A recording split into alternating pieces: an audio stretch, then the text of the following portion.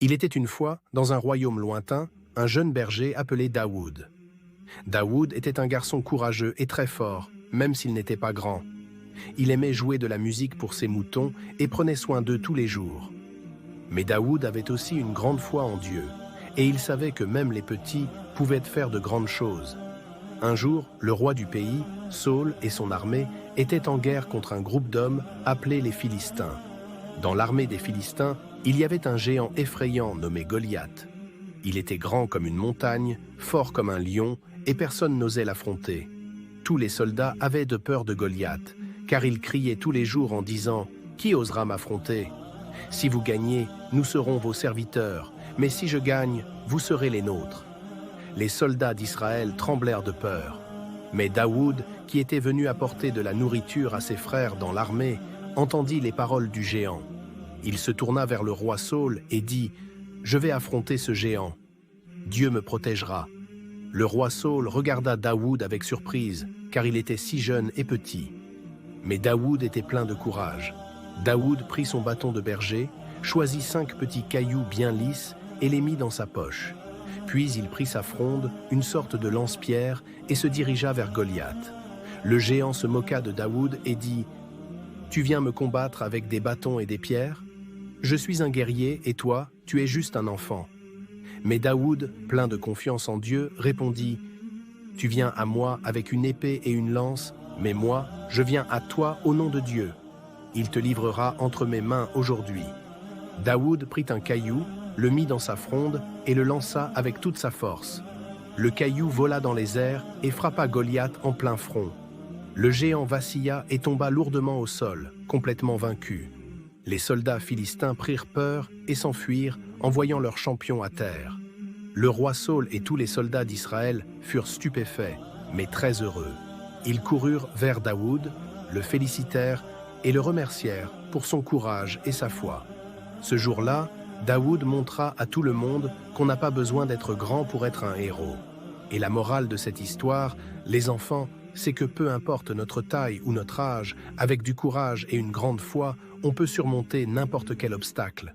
Il faut croire en soi et ne jamais avoir peur de faire ce qui est juste. Il était une fois un grand roi nommé Sulayman. Le prophète Sulayman n'était pas un roi ordinaire. Il pouvait parler aux animaux et comprendre leur langage. Sulayman aimait beaucoup les animaux et passait du temps avec eux tous les jours. Un jour, Sulayman se trouvait dans son palais magnifique, entouré de toutes sortes d'animaux.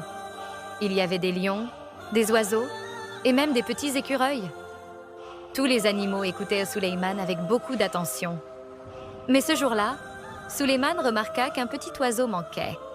C'était Hudhud, l'oiseau messager de Sulayman. Sulayman demanda aux autres animaux « Où est Hudhud ?» Mais personne ne le savait. Alors, le prophète Sulayman attendit un moment, et finalement, Hudhud arriva en volant très vite. Hudhud s'approcha de Sulayman et lui dit « Oh, roi Sulayman, j'ai vu quelque chose d'étonnant. Je suis allé dans un pays très lointain, un pays qui s'appelle Saba. » Sulayman écouta attentivement pendant que Hudhud lui racontait son voyage. Dans le pays de Saba, il y a une reine très sage et très belle. Elle s'appelle la reine de Saba, et elle vit dans un grand palais tout doré, entouré de jardins magnifiques et de rivières qui coulent partout. C'est un pays très beau. Le prophète Sulayman était très intéressé. « Hudhud, dis-moi encore plus sur ce pays de Saba, » demanda-t-il. Hudhud poursuivit en disant « Mais, roi Sulayman, la reine de Saba et son peuple ne connaissent pas Dieu comme nous. Ils adorent le soleil. J'ai pensé qu'il serait bien de leur montrer la voie vers notre Dieu. » Le prophète Sulayman réfléchit un instant, puis dit « Hudhud, je te remercie d'être venu me raconter tout cela. Maintenant, je vais écrire une lettre à la reine de Saba et tu vas la porter jusqu'à elle. » Sulayman écrivit une lettre gentille et respectueuse pour la reine de Saba. Il lui expliquait qu'il souhaitait lui parler de Dieu et l'invitait à venir le rencontrer. Hudhud prit la lettre dans son bec et s'envola très vite jusqu'au pays de Saba. Quand Hudhud arriva au palais de la reine, il déposa la lettre sur son trône. La reine de Saba prit la lettre et la lut avec attention. Elle était curieuse de rencontrer Sulayman et de comprendre ce qu'il voulait lui dire. Alors, elle décida de faire un long voyage avec ses conseillers pour aller voir le prophète Sulayman. Après quelques jours, la reine de Saba arriva devant le palais de Sulayman. Elle fut émerveillée par la beauté du palais, fait de marbre blanc et d'or. En entrant, elle rencontra Sulayman qui l'accueillit avec un sourire chaleureux. Ils parlèrent longtemps, et Sulayman lui expliqua l'importance de connaître Dieu, d'aimer et de respecter toutes les créatures. La reine de Saba écouta attentivement tout ce que Sulayman lui disait. Elle comprit alors combien il était sage et combien il aimait toutes les créatures. À la fin de leur rencontre, la reine de Saba remercia Sulayman et retourna dans son pays en emportant toutes ses belles paroles avec elle. Et voilà comment, grâce à un petit oiseau nommé Hudhud, Sulayman et la reine de Saba partagèrent un message d'amour, de respect et de foi. L'histoire du prophète Sulayman et de l'oiseau Hudhud nous montre l'importance de la curiosité et du courage. Hudhud, le petit oiseau, n'a pas eu peur de voyager loin et de partager ce qu'il a appris. Grâce à lui, Sulayman a pu partager un message de paix et de foi avec la reine de Saba. Cela nous enseigne que, même si nous sommes petits, nous pouvons accomplir de grandes choses en étant courageux et en parlant avec gentillesse. Tout comme Hudhud, nous pouvons être curieux et apprendre de nouvelles choses, puis les partager pour faire grandir l'amour et la compréhension autour de nous. Il était une fois, il y a très longtemps, un homme très spécial nommé Moussa. Moussa était un prophète, ce qui signifie qu'il était un messager de Dieu. Dieu lui parlait et lui donnait des missions importantes. Un jour, Dieu a demandé à Moussa d'aider son peuple, qui se trouvait en grand danger. Moussa vivait en Égypte avec son peuple, les Israélites. Ils travaillaient dur et n'étaient pas libres, car ils étaient contrôlés par un homme cruel appelé le Pharaon. Moussa savait que Dieu voulait que son peuple soit libre et heureux.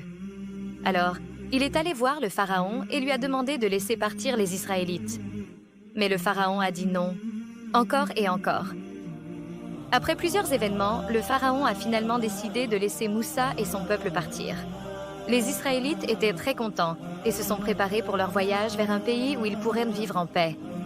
Moussa et son peuple ont commencé un long voyage à travers le désert. Ils marchaient jour après jour, guidés par Moussa, et Dieu veillait sur eux tout au long du chemin. La nuit, une lumière brillante dans le ciel les guidait et leur montrait où aller. Un jour, alors qu'ils approchèrent de la mer Rouge, les Israélites ont entendu un bruit effrayant. C'était l'armée du Pharaon. Le Pharaon avait changé d'avis et avait décidé de rattraper Moussa et son peuple pour les ramener en Égypte. Les Israélites étaient très effrayés. Ils étaient coincés, devant eux, il y avait la mer et derrière eux, l'armée du Pharaon. Mais Moussa savait que Dieu les protégerait. Alors, il a levé son bâton au-dessus de la mer et tout à coup, un miracle s'est produit. La mer s'est divisée en deux. Oui, c'est vrai. Il y avait maintenant un chemin sec, tout au milieu de l'eau, pour que le peuple puisse passer. Moussa a dit à son peuple de ne pas avoir peur et de traverser la mer sur ce chemin spécial. Les Israélites ont traversé la mer en toute sécurité. Ils marchèrent vite, mais ils n'étaient plus effrayés, car ils savaient que Dieu était avec eux. Une fois qu'ils avaient tous traversé, Moussa a abaissé son bâton et la mer s'est refermée. Le Pharaon et son armée n'ont pas pu les suivre. Les Israélites étaient enfin libres et très reconnaissants envers Moussa et envers Dieu. Cette histoire nous apprend qu'il faut toujours avoir confiance en Dieu, même quand on a peur ou que les choses semblent impossibles. Dieu est toujours là pour nous protéger et nous aider à surmonter les défis. C'est en restant forts et en ayant foi que nous pouvons réussir à traverser nos propres mers rouges. Il était une fois, dans un pays lointain, un homme très gentil et sage qui s'appelait Ayoub. Ayoub était très heureux, car il avait tout ce qu'il pouvait désirer. Une grande famille qu'il aimait, des amis gentils et beaucoup d'animaux, comme des moutons et des chameaux. Il avait aussi de belles terres où il cultivait des plantes. Ayoub était un homme de foi. Il aimait Dieu de tout son cœur et disait merci pour tout ce qu'il avait. Tous les jours, il priait et remerciait Dieu pour toutes les belles choses de sa vie. Mais un jour, quelque chose de triste arriva. Ayoub perdit tous ses biens. Ses animaux disparurent et il n'avait plus rien à manger. Puis, il tomba très malade. Son corps était tout faible et il ne pouvait presque plus bouger. Mais malgré tout cela, Ayoub ne se mit jamais en colère. Il resta toujours calme et continua de prier. Les gens autour d'Ayoub se demandaient pourquoi il ne se plaignait pas. Ils lui disaient « Ayoub, pourquoi tu ne te mets pas en colère contre Dieu? Tu as tout perdu. » Mais Ayoub leur répondait avec un sourire. « Dieu m'a donné toutes ces choses, et maintenant il les a reprises. Je ne suis pas triste, car je sais que Dieu m'aime toujours. » Chaque jour, même s'il avait mal et qu'il se sentait faible, Ayoub restait fort dans son cœur. Il savait que Dieu était là, à ses côtés. Et il continuait de prier en espérant que Dieu l'aiderait. Un jour, alors qu'Ayoub priait, Dieu lui parla. Dieu lui dit « Ayoub, je suis fier de toi, car tu as été très patient et tu as gardé foi en moi. Maintenant, je vais te guérir. » Tout à coup, un miracle se produisit. Une source d'eau pure jaillit du sol. Ayoub se leva, tout surpris. Il s'approcha de l'eau et se mit à se laver. Dès qu'il se rinça avec cette eau, il se sentit revivre. Sa force revenait et son corps guérissait petit à petit. Il était tellement heureux. Dieu récompensa Ayoub pour sa patience et son amour. Bientôt, sa famille revint près de lui et ses amis revinrent aussi. Il eut encore plus d'animaux qu'avant et ses terres redevinrent belles et vertes. Ayoub était à nouveau heureux, entouré de ceux qu'il aimait. Et jusqu'à la fin de sa vie, Ayoub resta un homme reconnaissant et aimant. Il n'oublia jamais de dire merci à Dieu, même dans les moments difficiles. Il avait appris que la patience et la foi peuvent aider à surmonter les plus grandes épreuves. L'histoire d'Ayoub nous enseigne que, même quand on traverse des moments difficiles, il est important de rester patient et de croire en de bonnes choses. La patience et l'amour de Dieu nous aident toujours, même quand on ne s'y attend pas. Ayoub est un exemple de courage et de foi pour nous tous, et il nous rappelle que les beaux jours reviennent toujours après la tempête. Ismaël était le premier fils du prophète Abraham, né d'Ajar, la seconde épouse d'Abraham. Allah avait promis à Abraham de faire de sa descendance une grande nation. Mais avant cela, Abraham a dû traverser plusieurs épreuves pour prouver sa foi et sa dévotion à Allah. Lorsqu'Ismaël était encore un jeune garçon, Abraham reçut l'ordre d'Allah de les emmener, Hajar et Ismaël, dans un désert aride. Allah leur avait préparé une place à la Mecque, mais à cette époque, il n'y avait ni eau ni végétation dans cette vallée. Obéissant à Allah, Abraham laissa Hajar et Ismaël seuls, avec seulement un peu d'eau et de nourriture.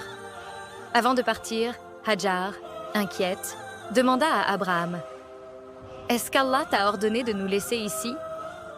Il répondit par l'affirmative. Alors Hajar dit « Si tel est le cas, Allah ne nous abandonnera pas. » Après quelque temps, les provisions d'eau s'épuisèrent. Hajar, voyant son fils assoiffé, courut entre les collines de Safa et Marwa, cherchant de l'aide ou de l'eau. Elle fit ce parcours 7 fois, mais ne trouva rien.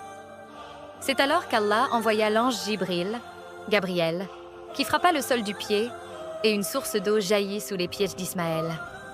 Cette source est connue aujourd'hui sous le nom de Zamzam, et elle continue de couler à la Mecque, fournissant de l'eau aux millions de pèlerins qui s'y rendent chaque année. Les années passèrent, et Ismaël grandit, devenant un jeune homme courageux et respectueux envers Allah. Puis un jour, Abraham reçut une vision d'Allah dans laquelle il devait sacrifier son fils. Cela représentait une épreuve immense pour Abraham, car Ismaël était son fils bien-aimé. Abraham savait qu'il devait obéir à Allah, même si cela signifiait sacrifier ce qu'il aimait le plus. Abraham en parla à Ismaël et lui expliqua ce qu'il avait vu en rêve. Au lieu de protester, Ismaël accepta calmement. Il répondit « Ô mon père, fais ce qui t'est commandé. Tu me trouveras, si Allah le veut, parmi les endurants. » Il montra une foi et une obéissance remarquables, illustrant son amour pour Allah et sa confiance en son plan. Abraham emmena Ismaël dans la vallée de Mina, où le sacrifice devait avoir lieu. Tandis qu'Abraham préparait l'autel et était prêt à accomplir le sacrifice, Allah intervint au dernier moment. Il envoya un bélier pour être sacrifié à la place d'Ismaël. Allah révéla à Abraham qu'il avait prouvé son obéissance et sa foi. Cet acte de soumission à la volonté d'Allah fut tellement apprécié qu'Allah bénit Abraham et Ismaël, promettant de faire de leur descendance une grande nation.